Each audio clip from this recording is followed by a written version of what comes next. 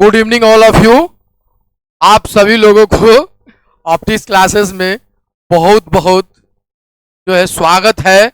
आज जो है सबीर सर आप लोग के साथ कुछ मोटिवेशनल बात करेंगे और सोच रहे थे कुछ दिन से थोड़ा सा बात किया जाए बच्चा लोग से, थोड़ा सा ऐसे ही। तो आज हम बात करेंगे थोड़ा सा, है ना। देखिए, हम ये कहेंगे कि पढ़ाई करना है तो बढ़िया से करिए, पढ़ाई करना है तो बढ़िया से करिए, पढ़ना है तो ऐसे पढ़ो वरना पढ़ाई छोड़ दो।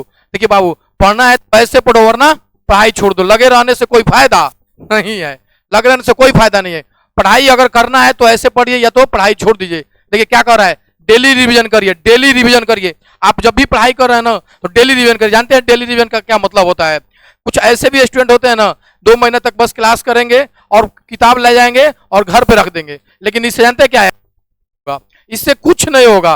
पढ़ना है तो बढ़िया से, नहीं तो फिर कोई फायदा नहीं है, ठीक है। डेली रिवीजन करिए। डेली रिवीजन करने का मतलब जानते हैं क्या फायदा होगा?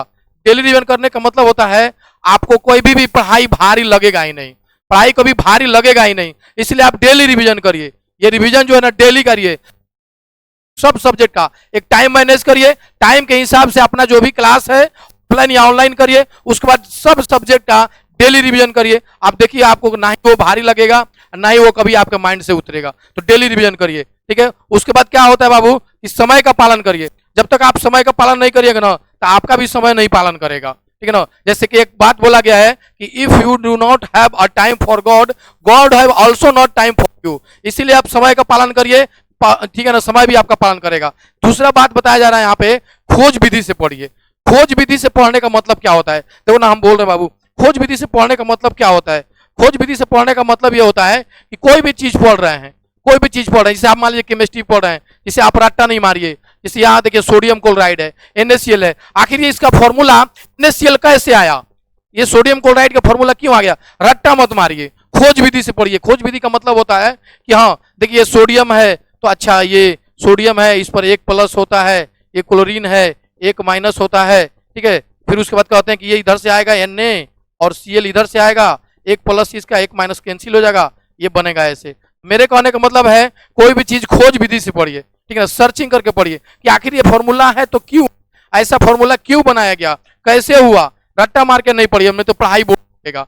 पढ़ाई को आसान करना चाहते हैं तो खोज विधि से पढ़िए, उसको खोजिए कहाँ से आया कैसे हुआ। इस तरह से पढ़ेंगे तो आपका पढ़ाई आसान हो जाएगा। और इसमें एक बात जरूर बोलेंगे, ये जो लिखे हूं भाई बाबू, ये जो मैं बात लिखा हूं, डेली रिवीजन करें, ये बहुत मायने रखता है। अगर आप स्टूडेंट है ना तो मेरा बात याद रखिएगा, आप एक बार लगातार डेली रिवीजन करके देखिए, एकदम आसान लगेगा। और नहीं तो पढ़ाई बहुत लगेगा, तो आसान बनाइए। चलिए करो काम कुछ ऐसा कि दुनिया तुम्हारा उदाहरण दे। करो काम कुछ ऐसा कि दुनिया तुम्हारा उदाहरण दे। जैसे देखिए, हर वक्त कुछ नया सोचो, हर वक्त क्या करो, एक नया सोचो कि हमको जो है ना कैसे पढ़ाई में, जैसे स्टूडेंट हो सोचो करें, ठीक है ना। कोई विद्यार्थी है, आप बहुत तेज है, बढ़िया है, तो ये नहीं उससे जलिए नहीं, उससे जो है ना सोचिए कि उससे बढ़िया करे, उसका अनुसरण कीजिए, उसको देख करके उससे आगे बढ़ने के बारे में सोचिए, ठीक है ना। ज्यादा देर तक मत पढ़ो, कम समय में अच्छा पढ़ो। ज्यादा देर तक पढ़ने की जरूरत नहीं है। कहाँ कितना पढ़े हैं? तो 4 घंटा। क्या किए यार, फेयर कर रहे थे भैया, इससे काम नहीं चलेगा। आप जो है ना कम समय पढ़िए, थोड़ा सा पढ़िए, लेकिन अच्छा से पढ़िए, ठीक है ना, अच्छा से पढ़िए।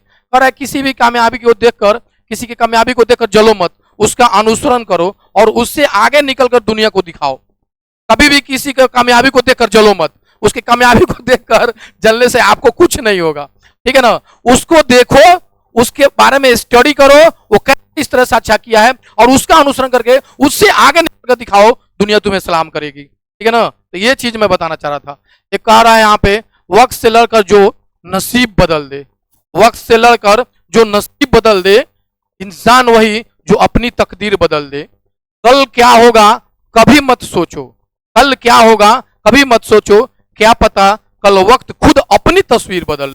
याद रखिएगा, समय से घबरा कर पीछे हटने की जरूरत नहीं है।